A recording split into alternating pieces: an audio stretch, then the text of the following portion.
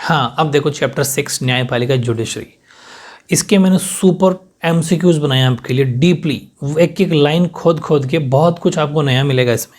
देखो होता क्या है, एमसीक्यूज का बेनिफिट क्या है कि जो अपने थ्योरी पढ़ ली ना, उस थ्योरी में हो सकता है कुछ एक दो लाइन छूट जाए, क्योंकि वो जानबूझ के एक दो लाइन जैसे मैं छोड़ देता हूँ कि थ्योरी में जहाँ जरूरत नहीं होती उसको क्यों लिखें, तो वो एमसीक्यूज वाले वीडियो में आपको मिल जाती है। तो जब आप पूरी थ्योरी पढ़ लेते हो, मतलब जो अपने नोट्स बना लेते हो, जो मैं आपको वीडियो बनाता हूँ वो प्लस एमसीक्यूज प्लस टेस्ट, तो दुनिया का कोई सा भी क्वेश्चन कहीं से भी आपका चैप्टर से नहीं छूटने वाला है। इसलिए हर जो जितना भी वीडियो है वो आपको मेरे साथ के साथ पढ़ना है। और इन सब की प्लेलिस्ट अलग अलग बना दी है, मैं फिर बार बार कह रहा हूँ आपको। एमसीक्यूज की प्लेलिस्ट अलग है, टेस्ट सीरीज की प्लेलिस्ट अलग है, हर सब्जेक्ट की, चाहे पॉलिटी हो, हिस्ट्री हो, ज्योग्राफी हो, सबके अलग अलग।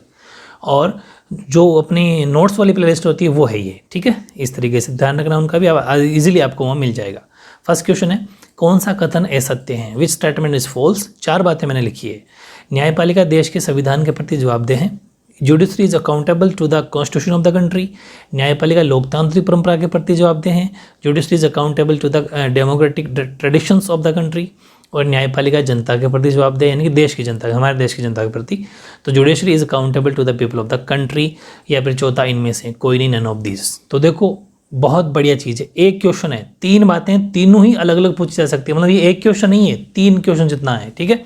तीनों बातें सही है, D is the right answer होगा इसके अंदर, ठीक है, क्योंकि इनमें से कोई नहीं। क्वेश्चन नंबर 2 देखते हैं।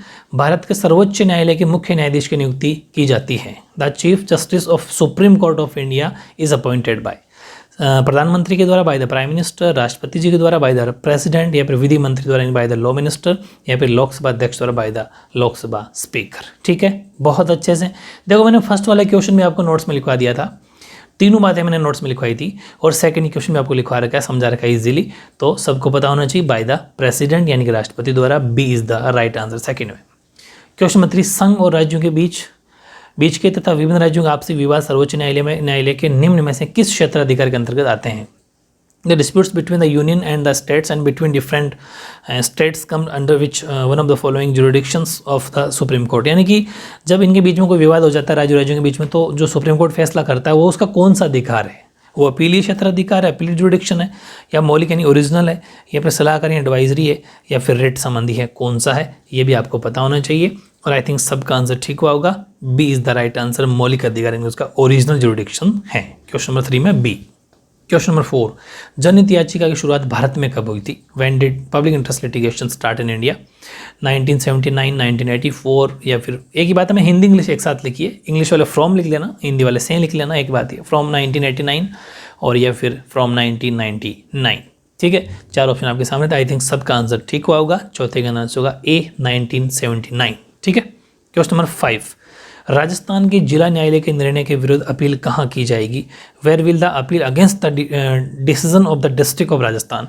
देखो मेरा ये क्वेश्चन देने का मतलब, यहाँ पर अपने पूरे भारत के 28 राज्य हैं, चाहे किसी भी स्टेट का नाम लिखिए आपको गुमराह कर सकता है क्वेश्चन वाला, लेकिन जिस भी स्टेट का नाम आ जाए, अगर हरियाणा, राजस्थान, पंजाब, किसी भी स्टेट का नाम आ गया, तो हमेशा ध्यान रखना उन्हीं के उच्च न्यायालय के अंदर होगा, ठीक है। राजस्थान उच्च न्यायालय में Rajasthan high court, Haryana high court, Punjab high court, या फिर गुजरात हाई कोर्ट। तो सबको पता है राजस्थान की बात की जा रही है, तो राजस्थान के ही उच्च न्यायालय में होगा, ये ध्यान रखना, राजस्थान के हाई कोर्ट में होगा, A is the right answer. Question number 6, सर्वोच्च न्यायालय किसी कानून को असंवैधानिक किस अधिकार के तहत करता है। Under what authority does the supreme court make a law unconstitutional, ठीक है, कब करता है। इसमें भी ऑप्शन 4 है आपके सामने, ऑप्शन इसमें आपके पास 4 है। पहला अपीलीय क्षेत्राधिकार, अपीलेट जुरिस्डिक्शन, मौलिक अधिकार यानी कि ओरिजिनल जुरिस्डिक्शन, और तीसरा है न्यायिक पुनर्वलोकन यानी कि जुडिशियल रिव्यू, और चौथा है रिट संबंधी अधिकार, रिट जुरिस्डिक्शन, ठीक है। आई थिंक सबका आंसर ठीक हुआ होगा। छठे में आंसर हो जाएगा सी, यानी कि न्यायिक पुनर्वलोकन यानी कि जुडिशियल रिव्यू। क्वेश्चन नंबर 7 देखो, कोई व्यक्ति उच्च न्यायालय के निर्णय के विरुद्ध सर्वोच्च न्यायालय में उसके किस क्षेत्राधिकार के अंतर्गत अपील कर सकता है। Under which jurisdiction can a person appeal against the decision of the high court to the supreme court, ठीक है। इसमें ऑप्शन आपके पास में वही 4 हैं, अपीली यानी कि अपीलेट, मौलिक, ओरिजिनल, एडवाइजरी यानी सलाहकारी, या रिट संबंधी। तो 4 में से कौन सा होगा। आई थिंक ये भी सबके ठीक आया होगा। अगर कोई चीज़ अपील की जा रही है सुप्रीम हाई कोर्ट से सुप्रीम कोर्ट में जा रहा है, तो कौन क्या कर रहा है, अपील कर रहा है, मतलब अपीली क्षेत्राधिकार है, appellate jurisdiction, A is the right answer. Question number 8वां देखो, भारत में न्यायिक सक्रियता का मुख्य साधन रही है क्या? क्या मतलब कौन सा सोर्स रहा है? Judicial activism has been the main source in India. High court रहा है, सुप्रीम कोर्ट रहा है, पब्लिक इंटरेस्ट लिटिगेशन, वो एल है, ठीक है, लिटिगेशन है वो, PIL, जनहित याचिका हिंदी में बोलते हैं उसको, या फिर इनमें से कोई नहीं। तो सबको पता है, मैंने कहा था न्यायिक सक्रियता के लिए सबसे बेस्ट जो सोर्स रहा है वो रहा है पब्लिक इंटरेस्ट लिटिगेशन, PIL, ठीक है, जनहित याचिका, इन C is the right answer. Question number 9, Bharat का सबसे बड़ा न्यायालय कौन सा है? बिल्कुल बेसिक क्वेश्चन है लेकिन आना जरूरी है। विच इज़ द लार्जेस्ट या highest court of India? High court है क्या, इन उच्च न्यायालय है क्या, सुप्रीम कोर्ट इनका उच्चतम न्यायालय है क्या, या फिर जिला न्यायालय डिस्ट्रिक्ट कोर्ट, या फिर राजस्थान उच्च न्यायालय राजस्थान हाई कोर्ट? नहीं, सबका आंसर ठीक है, सुप्रीम कोर्ट, यानी कि B is the right answer, उच्चतम न्यायालय। क्वेश्चन नंबर 10 देखो, भारत का सर्वोच्च न्यायालय है कहाँ पर, कहाँ स्थित है? Where is supreme court of India located?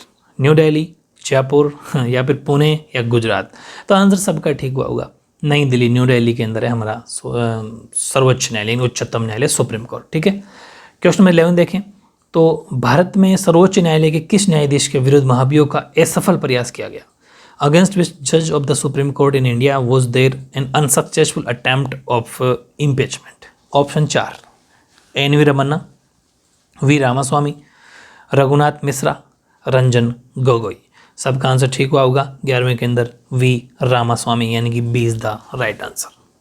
Question number 12, Bharat के सर्वोच्च न्यायालय के न्यायाधीश श्री रामास्वामी, जो भी अपने पीछे पड़ा, के विरुद्ध महाभियोग कब लाया गया? When was the impeachment brought against justice Shri Ramaswami of the supreme court of India? 1994 से लेकर 95 के बीच में, या 1996 से लेकर 97 के बीच में, 1991 से लेकर 1992 के बीच में, या फिर 1937 से 38 के बीच में? सबका आंसर ये भी ठीक हुआ होगा, कोई अपने नोट्स में बहुत अच्छे से पढ़ लिया था। 1991 से लेकर 1992 तक, 1991 से 1982, यानी कि C is the right answer. Question number 13 थोड़ा डिफरेंट क्वेश्चन आपको सीखने को मिलेगा। एक दो स्टूडेंट ने पूछा भी था कि हमारे यहाँ पर जो न्यायिक सक्रियता है वो और भी देशों में है क्या? बिल्कुल, बहुत सारे देशों में। देखो मैं एक बात बता दूं कि जो न्यायिक सक्रियता की जो हमने पावर ली है, जुडिशियल रिव्यू की जो अपन एक्टिविज्म की जो शक्ति ली है, वो मैंने अमेरिका से ली है, ठीक है।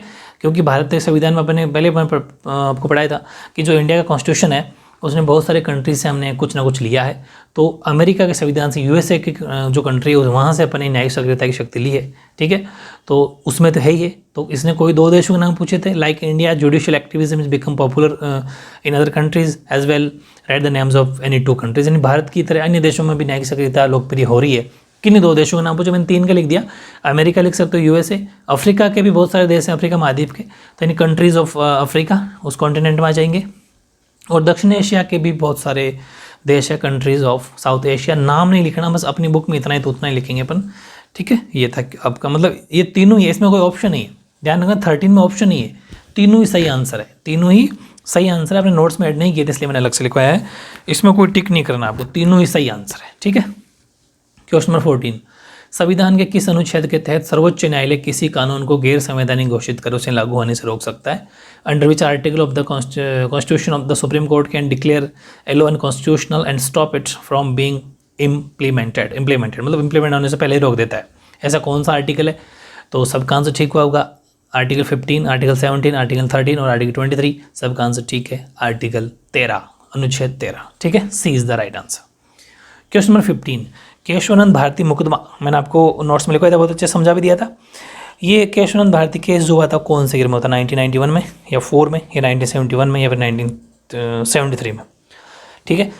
तो सबका आंसर ठीक आया होगा 1973 में, यानी कि D is the right answer. Question number 16, Bharat में न्यायपालिका की संरचना कैसी है? The structure of the judiciary India is आयताकार, रेक्टेंगुलर, या त्रिभुजाकार, ट्राइंगुलर, या फिर पिरामिड, यानी कि पिरामिड की शेप में, या फिर इनमें से कोई नहीं। सबका आंसर ठीक हुआ होगा, नोट्स में बिल्कुल अच्छे से लिख लिया था। C is the right answer, pyramid, ठीक है। क्वेश्चन नंबर 17, भारत का उच्चतम न्यायालय कितने प्रकार की रिट जारी कर सकता है? मैं आपको फिर बता दूं, अभी अपन बात करें how many types writ can supreme court of India issue, ठीक है। और अगर यहीं पर हाई कोर्ट का था तो हाई कोर्ट 6 प्रकार की रिट जारी कर सकता है। ध्यान रखना, हाई कोर्ट के पास में सुप्रीम कोर्ट से एक पावर ज़्यादा है रिट जारी करने की, सिर्फ रिट जारी करने की, ठीक है। तो अगर हाई कोर्ट आ जाए तो 6 प्रकार की, लेकिन अभी मैंने बात की सुप्रीम कोर्ट की, तो सुप्रीम कोर्ट 5 प्रकार की रिट जारी करता है, 5 टाइप्स, ठीक है। तो B is the right answer. Question number 18, Bharat के राज्य क्षेत्र के सभी सिविल और न्यायिक प्राधिकार उच्चतम न्यायालय की सहायता से कार्य करेंगे। ये बात किस अनुच्छेद में लिखी हुई है? All authorities civil and judicial in the territory of India shall act in aid of the supreme court in which article, कौन सा आर्टिकल, आर्टिकल 137 यानी अनुच्छेद 137 या 123 या फिर 110 या फिर 144, ठीक है। सबका आंसर ठीक हुआ होगा क्योंकि आर्टिकल बुक में से मैंने आपको अलग से लिखवाया था क्वेश्चन बना के, आर्टिकल 144 यानी कि D is the right answer 144। Question number 19, उच्चतम न्यायालय को अपने द्वारा सुनाए गए निर्णय या दिए गए आदेश का पुनर्वलोकन करने की शक्ति होगी, ये बात कौन से अनुच्छेद में लिखी हुई है। The supreme court shall have power to review any judgment pronounced और order made by it. Article 137, article 144 वही ऑप्शन है, आर्टिकल 123 फिर आर्टिकल 111, ठीक है। तो ये वाली बात भी, ये भी अपनी बुक से लिखी हुई है, ठीक है। बुक के अंदर आर्टिकल आपको दे रखे, सारे आर्टिकल नहीं याद करने होते लेकिन जो बुक में हो तो करने पड़ेंगे। तो A is the right answer article 137। अब दो क्वेश्चन बहुत टॉप लेवल के मैंने आपको ये भी लिखवा दिए थे। सुनील बत्रा बनाम दिल्ली प्रशासन, सुनील बत्रा वर्सेस दिल्ली एडमिनिस्ट्रेशन, ये जो वाद या केस हुआ था किस ईयर में हुआ था, 1979 में होता है, 1980 में हुआ था या फिर 1970 में हुआ था या फिर 1960 में हुआ था। तो आई थिंक सबका आंसर भी ठीक हुआ होगा, ये हुआ था 1980 में यानी कि 1980 में, B is the right answer. Question number 21, Hussainara Khatoon बनाम बिहार सरकार, ये वाला केस कब हुआ था, हुसैन आरा खातून वर्सेस बिहार गवर्नमेंट। ऑप्शन 4 1979, 1977, 1980 या 1994। सबका आंसर ठीक है। वो तो हुआ था 1980 में सुनील बत्रा वाला, तो ये आपको पता है किस में हुआ था, ये हुआ था 1979 में, 1900 मतलब एक कम 80 में, ठीक है। नेक्स्ट है 22, उच्चतम न्यायालय रिट जारी कर सकता है किस अनुच्छेद, कौन सा अनुच्छेद परमिशन देता है उच्चतम न्यायालय, हाँ सुप्रीम कोर्ट को। तो supreme court can issue writs in which article, अपने पे अभी पढ़ा पिछले क्वेश्चन की 5 तरह की रिट जारी कर सकता है, लेकिन ऐसा कौन सा आर्टिकल इनको परमिशन देता है सुप्रीम कोर्ट को, ठीक है। तो आंसर हो जाएगा आपका, आंसर देखो ऑप्शन 4 है 226, 13 या आर्टिकल 32 या फिर आर्टिकल 137। तो आंसर आई थिंक सबका ठीक आया होगा, 22 में हो जाएगा सी आर्टिकल 32, ठीक है, अनुच्छेद 32।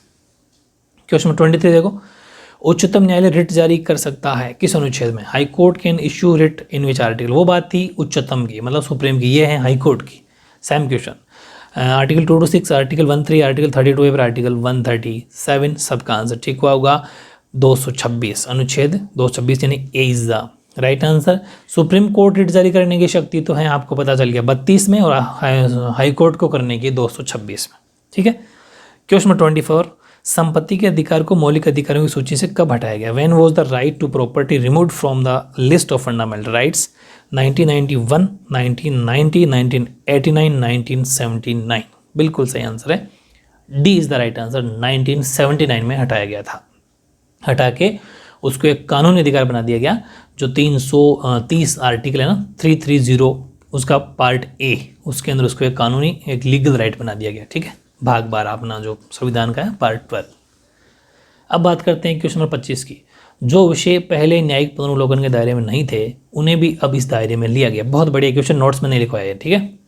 Areas that were considered beyond the scope of judicial review were brought under the preview of the courts. 4 option, मतलब ऐसे सब्जेक्ट जो न्यायिक पुनर्वलोकन में पहले जोड़े नहीं गए थे स्टार्टिंग में, लेकिन बाद में इनको भी जोड़ दिया कि अब ये भी न्यायिक पुनर्वलोकन के अंदर आते हैं, मतलब जुडिशियल रिव्यू में आते हैं। इसका मतलब ये है कि अब इनकी भी जांच हो सकती है, इनकी भी अगर कोई इन्होंने काम किया उसकी कार्रवाई हो सकती है, ठीक है। पावर्स ऑफ द प्रेसिडेंट, राष्ट्रपति की शक्तियों की बिल्कुल न्यायिक पुनर्वलोकन होगा। पावर्स ऑफ गवर्नर, राज्यपाल की शक्तियों का भी होगा। सी है बोथ ए एंड बी और डी एन ऑफ दिस, तो सी इसका राइट आंसर होगा। राष्ट्रपति की शक्तियों का भी न्यायिक पुनर्वलोकन होगा और राज्यपाल की शक्तियों यानी गवर्नर का भी होगा, यानी कि सी इज द राइट आंसर। इस तरीके से बहुत ही बढ़िया टॉप लेवल के 25 क्वेश्चन, आई थिंक आपको मज़ा आ गया होगा, एक से बड़ा क्वेश्चन है, ठीक है। और ये जिसके 25 आउट ऑफ 25 आ गए ऐसा मान लो कि फिर तो बस शानदार तैयारी है उसकी। और लास्ट में अपना एक छोटा सा कोटेशन वो भी देख लेते हैं कि सफलता एक दिन में नहीं मिलती, मगर ठान लो तो एक न एक दिन ज़रूर मिलती है।